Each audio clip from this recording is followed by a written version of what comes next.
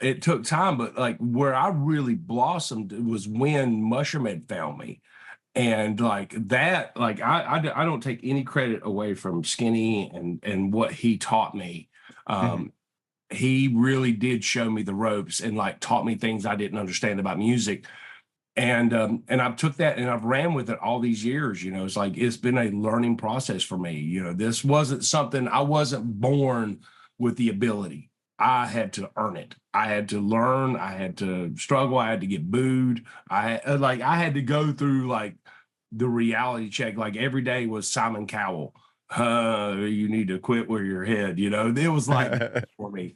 So like when I did finally figure it out, and then my voice had matured to where like I could do this, and I had trained my voice to sound the way I wanted it to sound. That's when it got good. But by that point, I had earned that. It wasn't like it was a God-given talent. Bringing it backwards.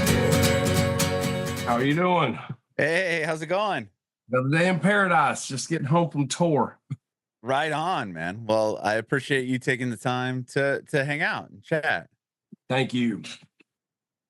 Awesome, awesome. Well, I'm Adam. Very nice to meet you. Nice to meet you. I'm Waylon.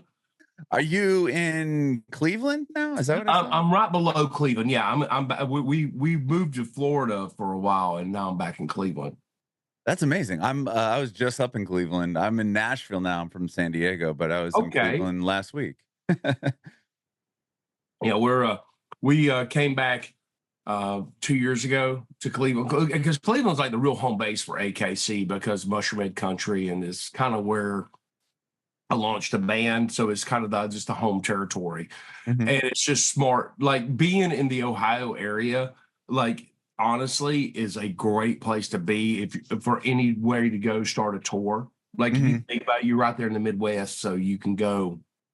If I want to go to New York, I'm just a few hours away. If I want to go to Nashville, I'm a few hours away. I like Yeah. Chicago. Chicago. Yeah. Yeah, It's not it's just kind of like a hub where it's like, this is not really a bad place to be based out of. right, right. Yeah. And I have family that live like east or west, I guess, west of Cleveland in like Lorraine area. So they're like Yes, right by the yes. lake. I mean, you have Lake Erie and the cost of living is way cheaper and Oh, it's dude, the it's cost of living is beautiful. the whole reason to live here. Like the cost of living, like we were in Florida and I just watched the prices of everything skyrocket throughout COVID because everybody kept coming to Florida throughout that whole time.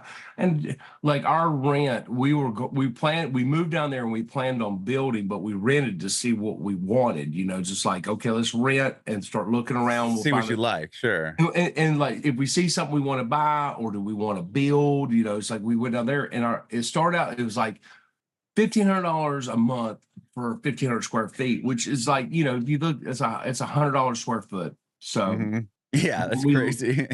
and when seriously, like that's what you're paying, and then there's no basements, there's no none of that. I didn't like that. I don't like Florida house plans. I don't like that. It's just like it's on a concrete slab. I just don't like that. I just never liked that.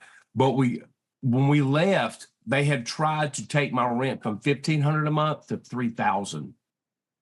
And I was like, They no, try man, to double it? That's yeah, crazy. it's still like that. And I'm like, no, we'll go to Ohio and I'll Yeah. buy something. I'm paying less and I have more. Yeah, 100%. Oh my gosh, that's wild. To Yeah. double So your rent? Like how I can't even well, they imagine could like get how it. That they did it because they could do it. Like everybody, it was just a hot spot, and it was like, you can have this because I don't want to. This is not worth this type of money. I don't know who's going to pay $3,000 a month to live here because this is not that cool. sure. That's wild. Well, I appreciate you taking the time today and doing this. Yeah, I always start off kind of with your origin story. Are you originally from Cleveland area? No, I'm originally from North Carolina. Okay. I'm originally from the mountains of North Carolina, a place called Wilkesboro. More known for like North Wilkesboro Speedway, NASCAR, like really the mountains of North Carolina, the Blue Ridge and the Smokies is where I'm from.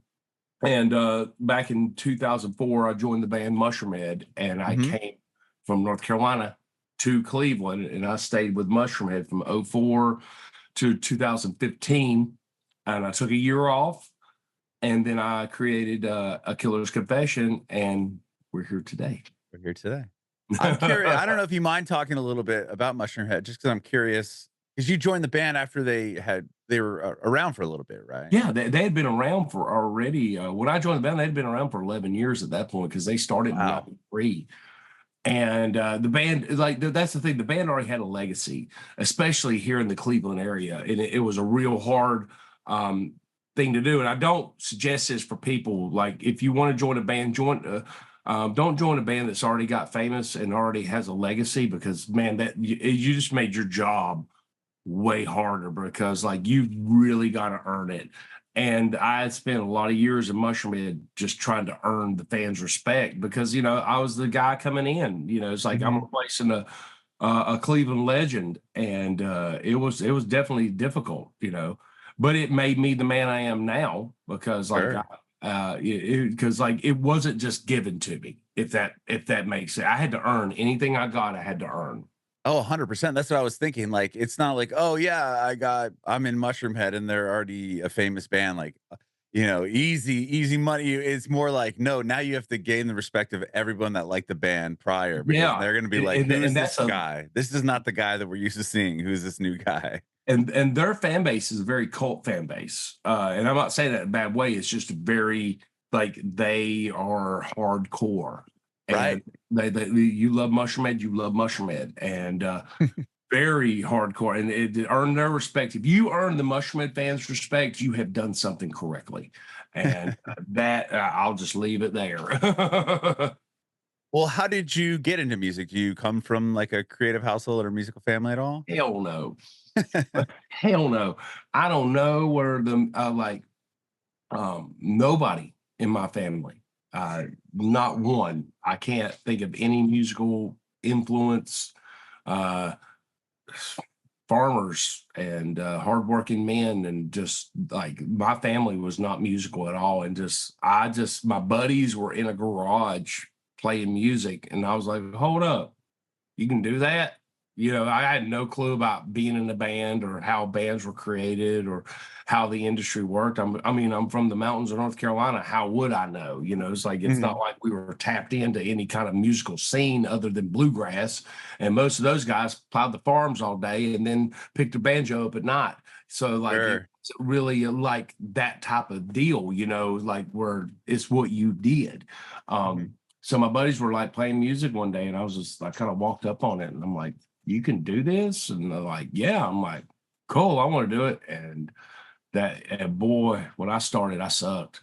Like, I mean, like I took every bit of suck that was in the room, and I took it all. Like it didn't matter how bad you were. If you went on after me, you were great. So was that like the first band you played? And what age were you when you I started was jamming 15, with them? 14, 15 years old when I started. And went to I'd never even been to a concert. I was November May 5th, 1995 was my first concert. I was 16 years old. Wow, First who did you see? I went and see Are you playing it?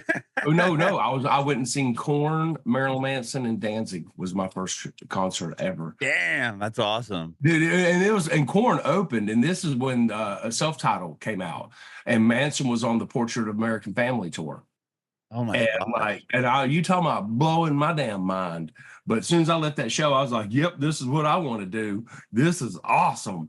And like totally got into that. And just like my buddies will tell you, if you're ever in North Carolina and ask them, they're like, I told them, I was like, I'm gonna make it. And they all made fun of me. They're like, yeah, right.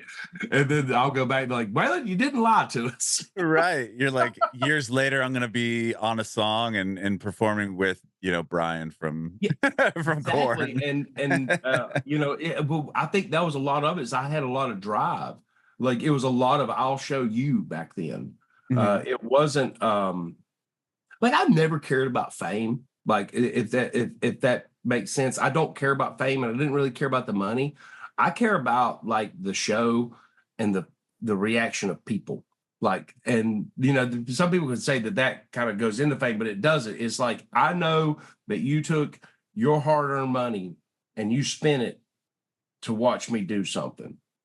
I Right. want you to be happy with that. And Mhm. I get more enjoyment watching, like kind of like, to put it in like WWE, like a crowd pop. That right there is what I'm in it for, to just hear that pop. And the rest of it just, you know, comes along with it. Like Well, I I mean, yeah, and I was gonna say, like, the way the bands you're in, it's a performance piece in itself too. It's not like you go out looking the way you're not wearing that, and like so somebody's gonna see you and I'm down the looking like street. this. Right, right, right. That's what I mean. Like, it's not like you're super recognizable when you walk outside, and that's what you're No, going for. and I tell people that too. It's like, this is not, you don't want to see this dude on stage. This dude, I'm dad, I'm a nerd.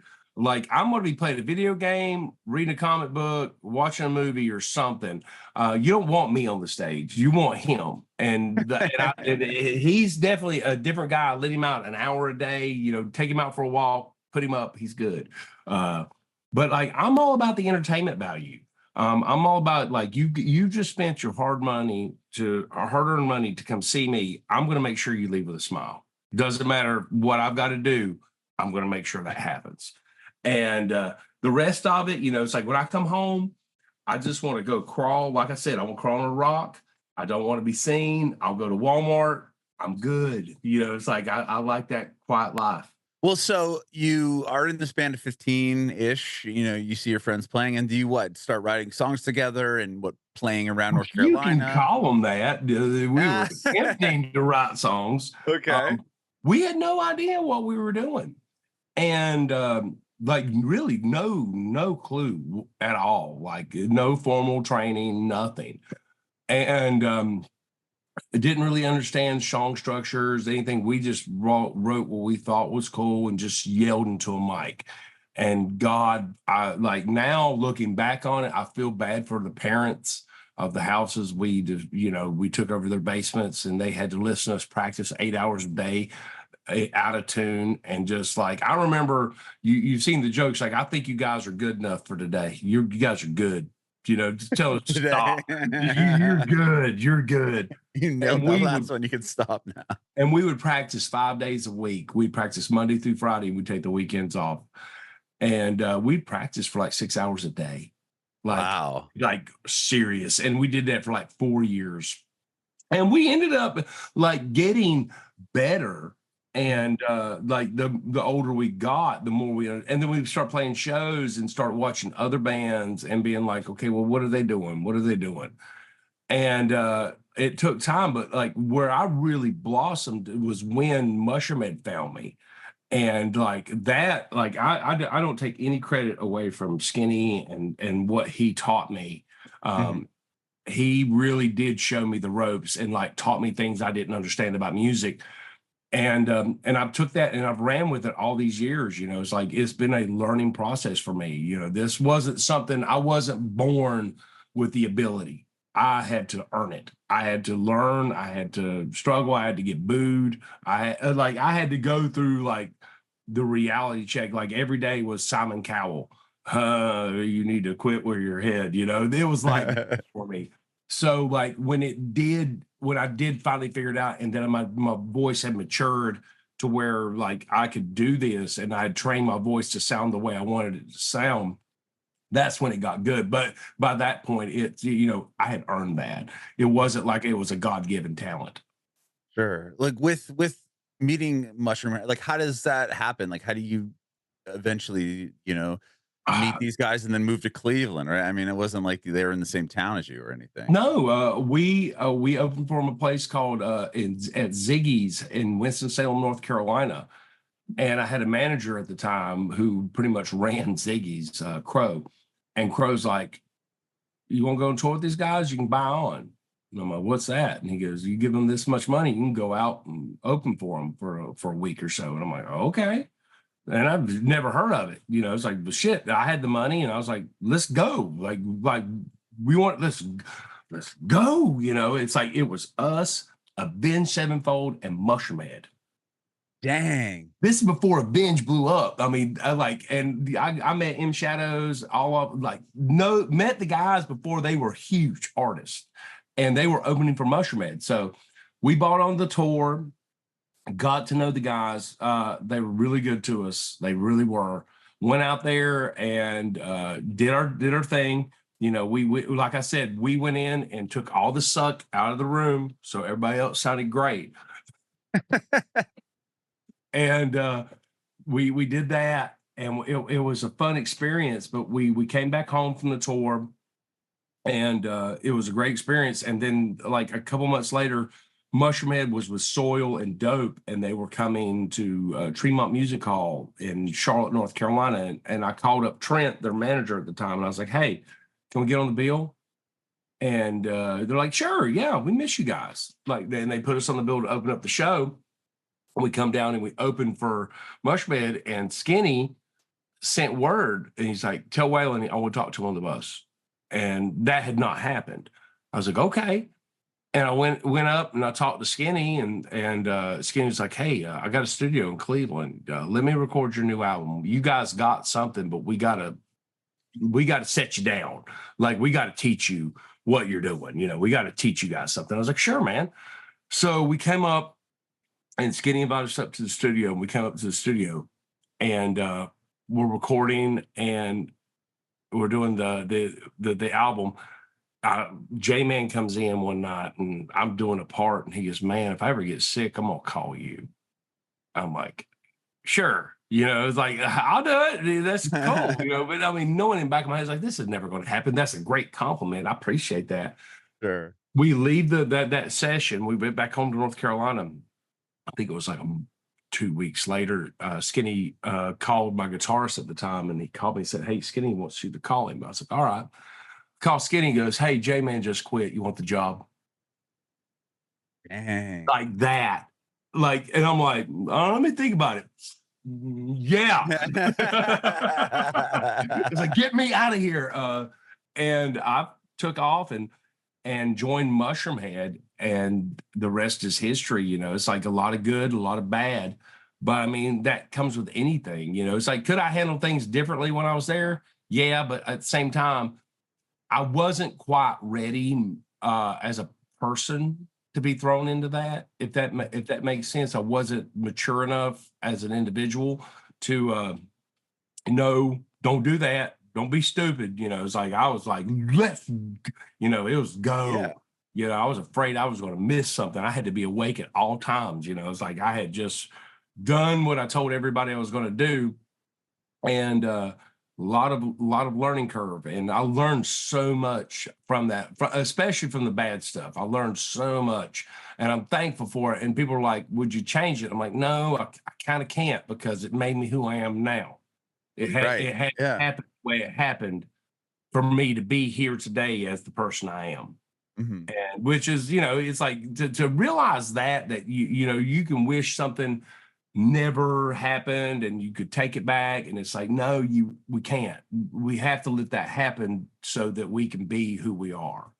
Right. And you know, a lot of fans want me to come back to Mushroom, but my time there is over. You know, it's like, I wish nothing but the best. They got their new album called Call the Devil, I think it's called. And, you know, I wish them nothing but, you know, luck. And it's like, keep it going. Go, go, go. But you know, for me being there, that ain't happening. And I want to put a thing to rest real quick too. People were talking about the Jeffrey Nothing's Mushroomhead. I have nothing to do with that. I seen an interview the other day. It's like, "Hey, there's another version of Mushroomhead coming, and Waylon's going to be a part of it." No, I'm not. I'm going to be a part of a Killer's Confession. I was like, well, that's interesting. When were they going to tell me? I'm like, Wow. Oh, so there's a rumor started that you were going to start another version of the band. That's yeah, there's like going to be interesting. another version of the band. And I'm like, I have heard nothing about this. And I'm like, yeah, that's not happening. I'm here. You know, it's like, I've got too much invested here now. And it's like, there's no way that I would leave AKC for anything. Yeah, I was gonna say, you have a great band, and you've been, you know, you have an album coming out. Like, I know. oh yeah, And by it's the like, way, I'm starting another band yeah, now. I'm like reading it, like, where did you get your info? Because I know this never came out of my mouth. like I love that too though, like because I'll see stuff and like, and I know people are talking, they're clickbaiting or they're just trying to make they're just trying to like get something started. And Mhm. man, some of the craziest shit you ever seen. I'm like, are you kidding me? Oh, wow, you didn't even say my name right. Damn. Right, right, You read the right. dumbest stuff. But I mean, anybody tries to get a like anymore, I guess that's just how that works. Yeah, it's all about the headline. It is, Gotta read dude. the headline. It's so It's like, funny just because you'll see a headline. It's I used to work on terrestrial radio for a long time. I remember having a conversation with like the social media person. This was, I don't know, maybe even 10 years ago now. And they're like trying to talk, they're wondering about like how to get people to click on stuff. They're talking about like headlines. I'm like, the headline is exactly what somebody's going to go transfer, like translate to the next person. You could go on your thing, you see, Waylon starting Mushroomhead, and this never happened. And then you see the ad, and then you go to your friend at the break room, dude. Did you see? There's another Mushroomhead's coming out, and then it just starts spreading, and it's like there's nothing behind it except for just being nothing at all. And it's headline. all clickbait. And it's honestly, right now is the worst time to try to get anything off the ground because like there's so much out there. And like I hate to say it, but I want like Headbangers Ball and MTV to come back. Oh man, that would be We amazing. need um like a place where they're controlling, not really controlling, but like to help people find stuff. Because if you try to go find new things on YouTube, you're going to be lost for hours, or you're Oh going to find them 2 years too late. You know, yeah. like I really feel like the Headbangers Ball and like the whole music MTV back in the day when it was actually music videos. Because I mean, you had VH1 for pop, you had MTV for rap and metal and rock. And it's like, we don't have that anymore. That's gone. And it's like, that was actually a very, very important thing back in the day because like it told you what the up and coming bands were. But at the Mhm. same time, it launched people into megastars. Yeah, which is like now you have to have a viral TikTok video and hope Exactly. that And I someone refuse to cares. do the TikTok bullshit. I'm so over TikTok. Like, I'm sorry. It's like this band, I'm not gonna drop names, but they put their best 30 seconds on their TikTok. You go listen to the other minute and a half of that song, it's garbage. And then they get viral off of this one cool spot, and it's cool. I'm glad you got a cool part in your song.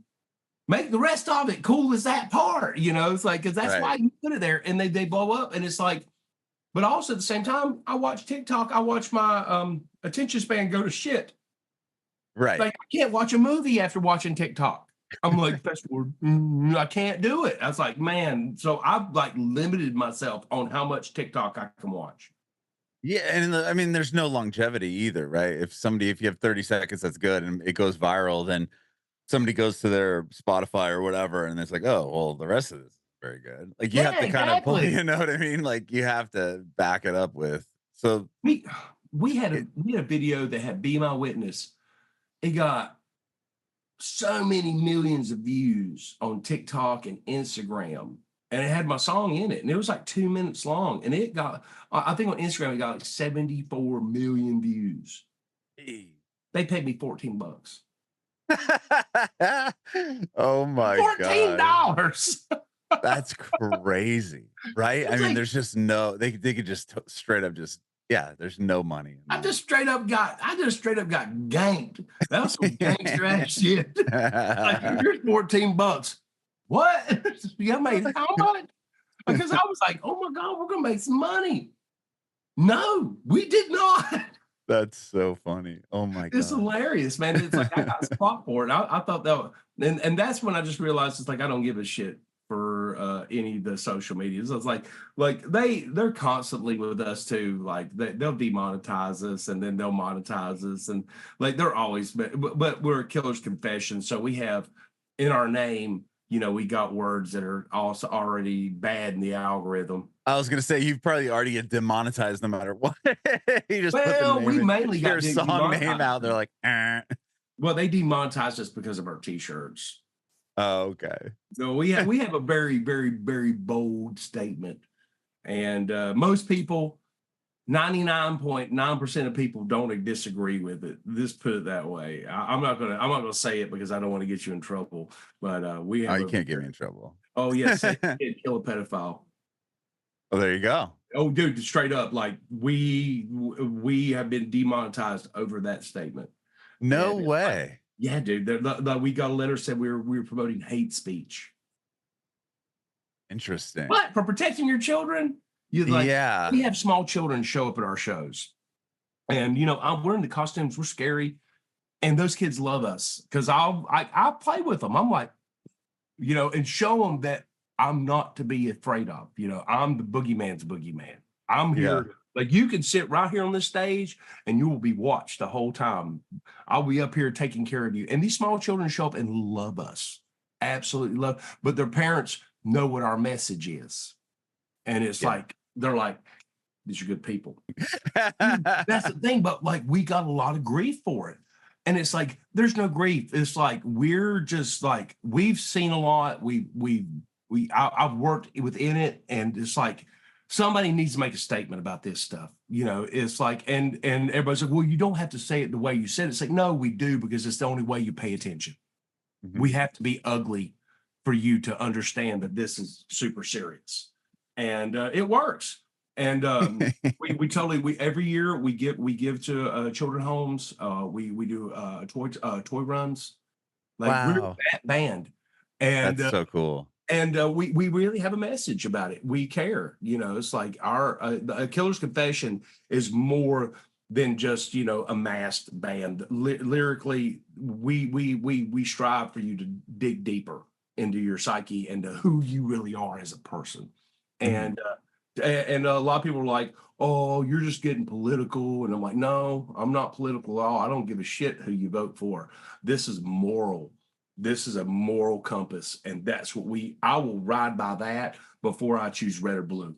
I'll ride with morally correct. I love that. Yeah, because it's funny because you go on your Instagram and there's, the band's photos, right? But then you have like a picture. I think it's your daughter, right? And one of your photos. No, that's my niece. That's my niece. Yeah, it's you and your niece, and it's like you're so happy and like, yeah. Oh, she came up on stage. She was my princess. Like she's like, I'm coming. Good. I'm like, come on! Like she come out on stage, and she is just, it's like my kids are all grown. So like my youngest is 16. He's downstairs in the basement right now. He's starting his first band. Oh, that's so cool. He's like, Dad, produce this. I'm like, oh, you really want me to go through this again? So I'm down there, they're working right now, and God bless them. I love them. But, they're just getting started, but I'm teaching them the stuff nobody taught me. Hey, Phoenix, do me a favor. Give me my Zens that are over there, please. He's God bless him, but I'm teaching them the stuff nobody taught me. This is him. This is oh, hey, what's up? What do you play? What instrument do you play? Vocals. Oh, vocals, just like Dad then, huh? Okay. Go get back to work. Let that finish this interview. I love you. Love you too, baby. He's not a baby. He's a big boy. That's my baby. That's so cool. Yeah, my oldest is 16 too, but he's not in a band yet. Oh yeah, he but it's like we're like my wife and I. Come here, Julie. Oh, I'm not. This is the brains behind the whole operation. This is the brave. Hi. Hello. This is Julie. Julie and I, we look at AKC as a complete. We're a family business. We really are. Our son used to play drums for us, and he's going home. Decided he wanted to start a family and stuff, and we're like, that's just fine. But we run out there like this one goes out. This one is the baby of the family. This is this is Tank.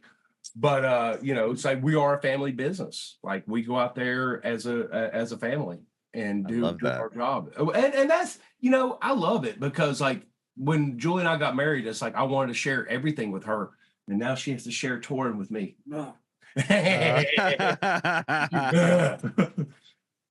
Sound excited about that part. We've been out there for 5 months, so it's just like No. Yeah, I could get. Yeah, I understand for sure. Like quarter bunch of smelly dudes. I with do no not toilet. smell. Well, you don't. Oh, I don't smell. Thank you, honey. I appreciate it. Listen, world, I don't smell. Actually, I have a phobia of smelling. Just like don't put off that for some reason. No, I don't smell like onions. Like every day when I put on the jumpsuit and everything, I'll take and put deodorant on. I'm like, I'm so scared. Like after the show, taking gonna pictures. smell. Like you lift your arm up. Oh, God. Man. So like I have that phobia. So like I'm constantly with deodorant or some kind of cologne. I'm like, no, we're not doing this. Well, we you know, we got vinyls on this one. They did all those multicolored vinyls. The album's I love actually it. a concept album. I know. I wanted to ask you about that because I was reading just a little bit about it. I've heard it, which is awesome. Amy sent it over to me, so it's a great record. Thank you so much. Yeah. I honestly feel like this is the best thing I've ever done. Like I think I've took everything I've learned over my 25 years of doing it Mhm. and finally did it. If that made it, I finally did it. Actually, it's 30 years. I'm 45. I started when I was 15. Wow. 30 years. Oh my God. 30 Wow. years in this industry, man. That's But I crazy. think I took everything that I learned. And Andrew Goodfriend, my agent from TKO who books me, he refused to allow me to go on tour. He said, you're going to sit down and you're going to focus and you're going to write this album. And he did that. And it was the best thing that ever happened to me. Was I sat down and was like, well, I got to do this. You know, I have to do it. And it writing a concept album. And the way I did it, I didn't do it like chapter 1, 2, 3, 4, 5, 6, 7, 8, 9, 10, like 10 songs, 10 chapters. I didn't do it like that. This is more like a Tarantino meets Hitchcock. Like we're going to bounce everywhere, start in the middle, go back to the beginning, all tie back into the end type deal. But at the same time, it's all Hitchcock. When I say that, psychological. It's all going on up here. There's a lot of conversations and split personality. Like I dive into that because sometimes, like if you listen to a couple songs, I'll bring up one. Sun is one. I'm having a conversation with myself. Yeah. It's like because I keep saying in the song, it's like there is no me without. There's no you without me. Like and that song takes up off with the 7 deadly sins, envy, being envious and being jealousy, and how one side of my personality is jealous of the other, and how they're arguing. And another song that does that is also Voices that I did with Aaron Nordstrom from. Oh, that's a great song. Oh, dude, we shot the video, and Aaron and I just like, you got to understand, he is as close as I can get to having a brother that's not my brother. You know what I'm saying? Like we're sitting there yelling at each other, trying not to laugh. You know, just like, you know, it's like you're trying to be mean to him, and like you're just like, he's like, it's just like trying not to laugh at you in your face.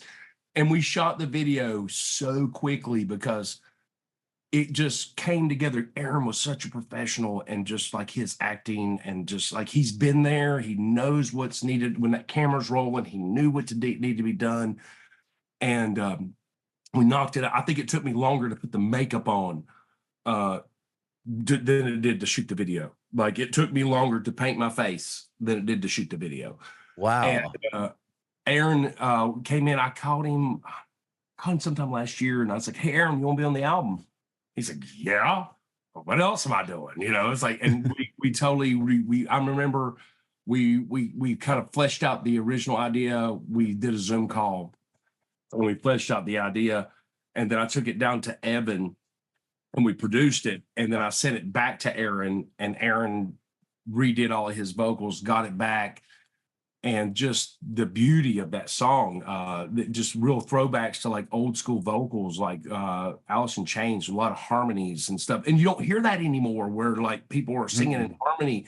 And Aaron is such a talented individual that when I got to sing those harmonies, it's like, wow, this is really cool, you know, because when you have somebody that's that good that you could sing anything and he's like, here, your harmony's here, and he's singing it with you, and it's like, man, dude, you're something else. So like having Aaron on the album, because I tried to do a guest every album. First album was Brian Welch from Korn. Second album was Justin from Tala. Third album was Chad Gray from Mudvayne. And this album was Aaron from Gemini. So like every album, I try to have a guest that come out. That's awesome. And one of my friends come out and do something with me. And this album, you mentioned the 7 Deadly Sins. You address all of them, correct? Yes. Right, in the course of the album.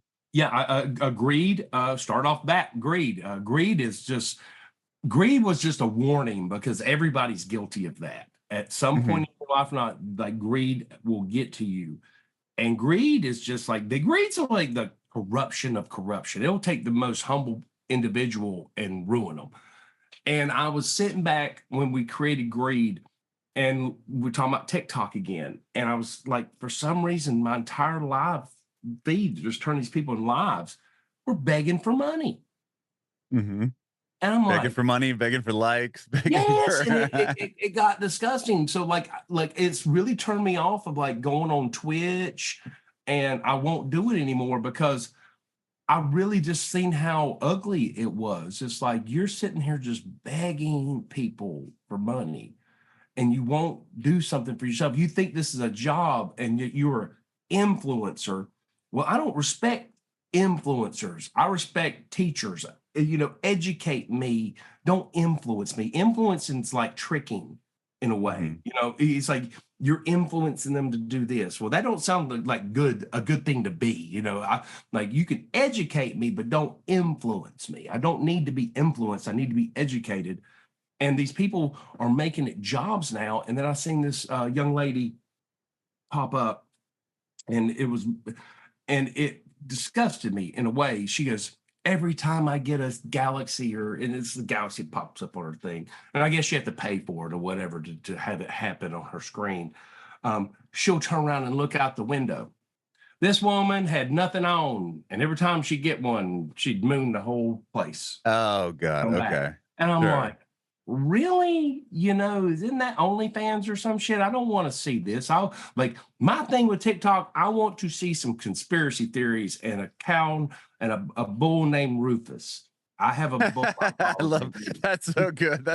That's pretty much would be I don't TikTok, but I like I'll do Instagram and stuff. But yeah, like conspiracy theories would be like my entire thing.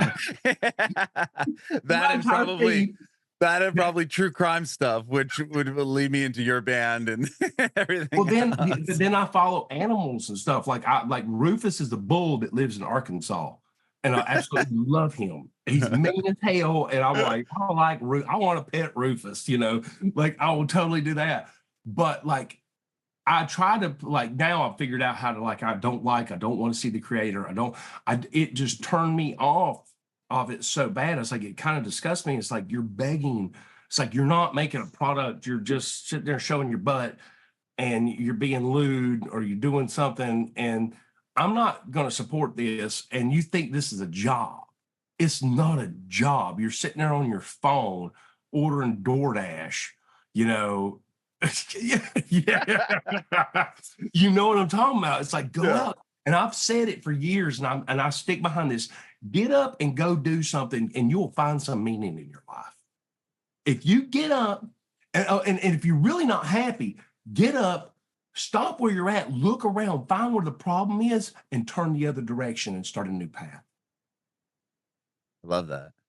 And I've lived by this, and now it's just it's like I don't want to be addicted to this thing.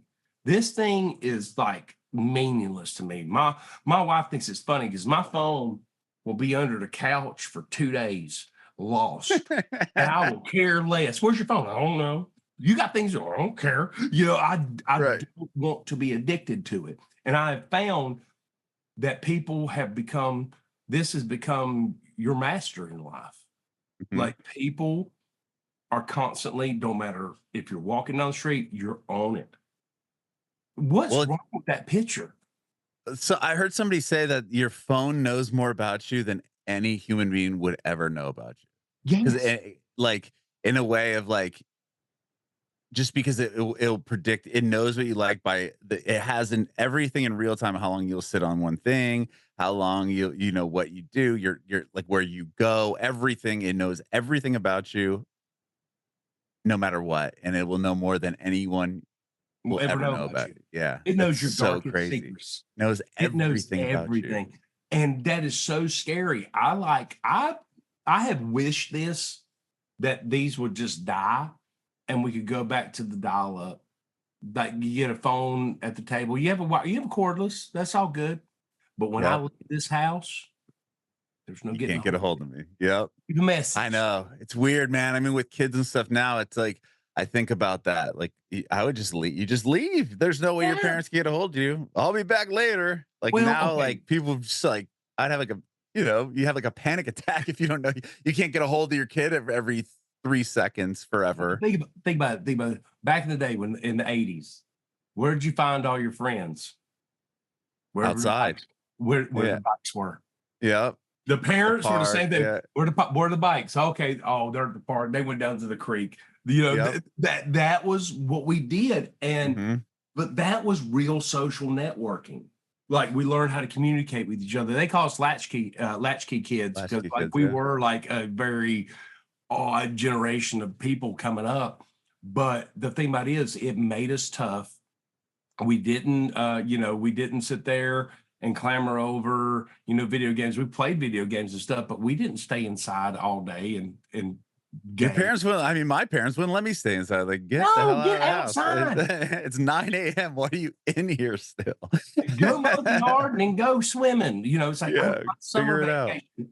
I would get up like in the morning and I would mow the yard first thing because I knew that was what I had to do. I'd clean up my room and I'd mow the yard. And then I'd call my buddy who lived like 2 miles down the street and he was part of the country club. And he would take me as his guest to go swimming. Oh, there you go. Call him, and then I'd call my dad at work and leave a message like, call me when I got all my chores done. Call me, and he's like, call me. Like, what do you want? And I'm like, can I go to Jonathan's go swimming? Okay, is the yard mowed? This done, and that would be my day. Yeah. I would get up and I would go See you swim later. all day, Yeah. and then go just hang out and play. But like I look at my kids, I don't think I've seen my kids in 2 days, and I know they've been in their room.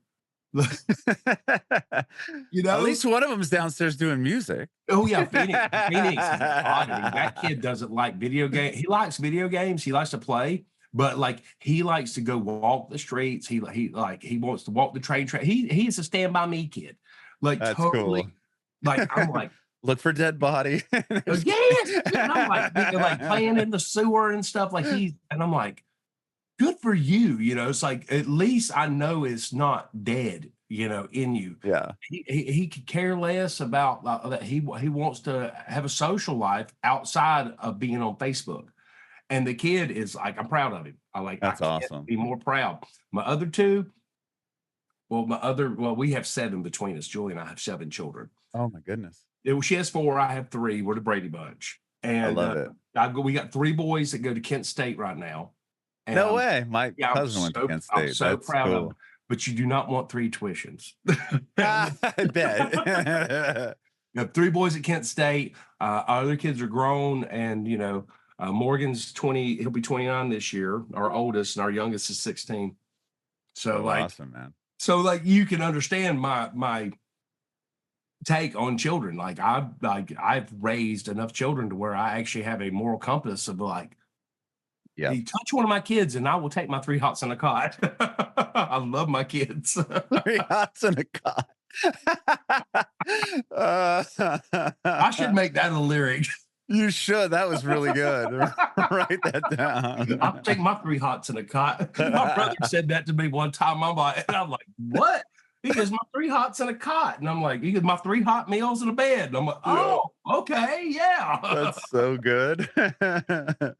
Oh, okay. Well, okay. So just to get back to your album, I mean, you said Greed. There's 7, but you only list as far as song titles go, right? You don't. It's not like, and it doesn't like the album goes in order of the 7 deadly sins either. Like tongue is wrath. I'll rip the tongue right out from your mouth. Like if you when you get the back of the album, it's each song, if it's associated with the sin, it'll be beside it scratched out. So you'll be Oh, cool. like, You'll be so able to like you'll really actually be break able it to down see there. them on the back of the album. So that goes back to the old school ways of listening things. When you pull the album out, start looking, there's your, and I'll give you another little Easter egg about the album. This album is the victim sitting in the chair. You've seen the front of the cover, Yep. have you? Yeah. Sitting in the chair. Well, if you take the first album, Unbroken, it's the killer standing on the other side of the room. So if you put the albums looking at each other, it's them looking at each other. Oh, no way. Yeah. Okay. I'll have to look at that. I'll have to You go look up the find cover. Unbroken and you'll see the Yeah. killer. And then if you take Victim 1, you'll see what he's looking at. Oh, wow. Okay. I'm looking at it right now. That's awesome. I always tie back into Wow. things, man. But that's just being an artist, you know. It's like, how can I make this tie in and you know, be cool and just get just a little depth in there, like for people. Yeah, I'm looking at it right now. That's so amazing. But if you look at it and then you look at Victim 1, you're like, oh, okay. So, well, that will lead me to my question about Victim 1 and how is the killer on the cover of Unbroken a serial killer? And are we talking multiple Victim albums here? well, that's the thing. It says Victim 1. Right. So I'm assuming there's 2. I'm assuming yes. Victim 1 is where he starts, and it's not really a serial killer. This guy has a problem. He just woke up one day and didn't recognize the world he lived in. He didn't recognize how certain things could be let go anymore. And more or less, it drove him crazy of how it's like, are you crazy or am I crazy? This is not right. So he got to the point to where it's like, nah, I can't do this anymore, you know, and finally took the stance to do something about being, about the problems. He doesn't go after anybody innocent. But the thing about it is he knows himself he's not innocent because he's committing this stuff. So a lot of the album, like I said, is Hitchcock. It's in here. You know, he's fighting with himself about the things he's had to do. He puts warnings out about greed, like don't be this way. But when it comes to lust, which has to do with to save a kid, which is that song's under the song title Purpose. He's been given a purpose, but the rest of it, he's fighting with himself about what he has to do. Like it's like he understands that by doing this, he is just as guilty of these sins. So he's having a very, very hard time with it. Wow. So when you wrote this album out, did you have the whole storyline kind of in your mind? Like, how do you then put it out into, I think 10 songs, I think? Yeah, 10 songs. Well, when I started it, it was a serial killer. And I realized real quick, Beck said it best. You can't write if you can't relate. You know, and I can't relate to a serial killer. I can't relate to somebody that doesn't have empathy, you know, that doesn't have a moral. I can't. And so like it would come off hokey. So like I sat back and I was like, well, I could write about going into a bedroom, ripping off a sheet and stabbing a dude. I could do that. But how corny is that going to be? How long is that going to really last? You know, it's just a immediate this gratification and then out the door. It's just like, okay, you could have done better than that. So I sat back and I was like, well, I don't want to do it that way. I don't want it to be about killing. I want it to be about psychologically the damage it's doing. This is a good person that may have just went a little bit too far one day and just didn't step back, split into two personalities. And how these two personalities are clashing because one is a good person. The other one's like, no, we got to do this. So they're fighting within here the whole time. So he's a victim himself to himself. Sure. So it's Victim 1 kind of like, it's like, is there more than one victim? You know what I'm saying? Are you the victim? It's like there's a lot in it. So I did this more in depth. I made it deeper than just that, you know. Yeah, just this is the first kill, and we'll move on. And maybe Yeah. the next album it'll be a story about the next one. Yeah, Whatever. it's going to continue. I have decided I am going to continue it. Like there's different, but it's not going to be like you think. We're going to move on to like acceptance and you know, how to find forgiveness and stuff like that of what we've done. And he's nuts. The whole thing about it is the guy's nuts. So like at the end of the day, it's like, did this even happen? Is he in a loony bin where Oh, yeah, I like that. so like I really went in depth with this, and this was hard. Like, because I honestly did not want to be hokey. I didn't want it to come off corny or just cheesy. And because anybody can talk about blood and guts and ass. Anybody. Yeah, right. You know, it's not a real hard thing to do, but to talk about it psychologically, you know, like I said, Hitchcock, like just that, you know, it's like, did this happen? Is he nuts? It's like, is this all in his head?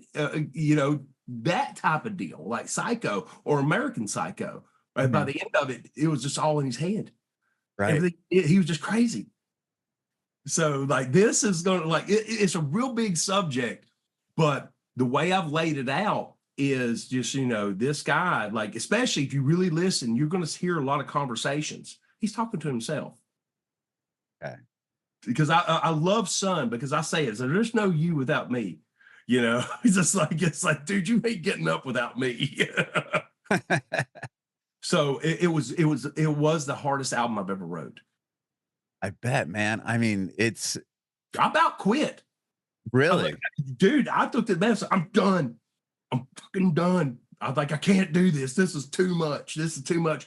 Because like I wanted it in such a way where like, and I'd write something and I'll just throw it away. I mean, so many things hit the floor. Like, no, this is corny. What the hell was I thinking? You know, and I just and then finally when it started to come together, and that's when the psychological things like stop trying to paint a picture and let's go to his mind. Let's go into his mind. Let's go here. Like I can understand, you know, when you fight with yourself over guilt. And that's really what it is. And the moral of the whole thing is like everybody's guilty of one of these sins. right. But have you gone so far you can't come back? That's where the real thing, it's like the message is like you can save yourself. Don't let this define you. Yes, you've been greedy. Yes, you've been vain. You know, you've been selfish. You know, hopefully you haven't committed a murder. Hopefully you haven't succumbed to wrath or anything like that. But at the end of the day, can you notice that you've done something wrong? Yeah. And come back from that. That's the whole moral of the album. I love it, man. Well, I love everything that it's so creative, the concept behind it, and then even tying it back to the first album. I mean, just everything you got going on right now. I think it's so cool, man. And I love it. It's a family affair. I'm glad that you've heard the good. album too. Like, it's like, so like you can actually go back and listen. And now I'm going to go back. Yeah. Now that I've had the conversation with you about it, I'm going to go back and hear it. I want to hear him talking to himself, you know, even all these things. So yeah, you will. And the thing about it is it's just, you know, it's deeper than just laid out for you, chapters 1 through 10. You know, you've got to understand this part of it to fall into the rest of it. And, you know, and as an artist, we usually don't like to tell people this, but a lot of people are going to get lost if you don't know that this is going on in somebody's head. Right. You'll be like, it'll be like walking into Pulp Fiction halfway through the movie, being like, what's going on? It's like that, but I'm also like, I love leaving Easter eggs, and I love leaving tie-ins, like where one song I'll say one thing and then I'll answer it 4 songs later. That's so cool, man. Like, just like I think like that. So like I'm totally into riddles and I'm blunt about what I say, but sometimes I just won't finish it until another song. So you gotta Gotta You go. gotta keep going. You follow Yeah. it. You follow the album all the way through. Well, And I tell people too, it's like, this is that album. I want people to put their earbuds in and lay up at night and just like go to bed to it. love it. And just listen to what I'm saying, because it's like with the name of Killer's Confession, certain things come to mind off the bat. Not that at all. We wear the stuff. We are the monster's monster. But the fact is, it's just it's a message, and everybody skips over the one thing that's a part of the name of the band, confession. Mm-hmm. Are you willing to admit that you've done something wrong? Are you willing to admit and learn? That's what it's about. Like, and for me, musically, as an artist, I've been given a platform. I want to write songs about hope and about like, I've really effed up, but I'm not lost, and I can correct. I can do everything in my. Some things you can't correct, like, and we know this. Some things you can never take back, but you can learn from it. You can always learn from your mistakes. I always say that second place is not always losing. Sometimes it's a winning situation, because you can learn from your losses. It can make you a better person. Like you lose the Super Bowl and you figure out why you lost the Super Bowl, and you come back the next year and with a better game plan, and you learn from defeat. And that's what a Killer's Confession really is about learning from defeat and learning how to be a better person for tomorrow. Amazing, man. Well, I love it. I appreciate your time, Waylon. Thank you so much, man, for hanging out this long. Dude, thank you for having me, brother, man. I appreciate it. Fun. I know I'm a little long-winded about no, stuff. no, not at all. I just don't want to cut into your time, man. This has been great. I appreciate you, man. And I do have one more question for you. I want to know if you have you've been dropping amazing advice throughout this entire interview, but I want to know if you have any advice for aspiring artists. Don't do it for fame. Don't. Fame's fickle. Like, do it because you love it. Do it because you have you want to entertain. You want to help somebody lift off the burden of their week and the issues they're dealing with, because of, like, when they go to our music, that's what they're doing. Like, do it for that. Money's nothing. Fame's nothing. But if you can help somebody ease their work week, that's everything. Bringin It Backwards.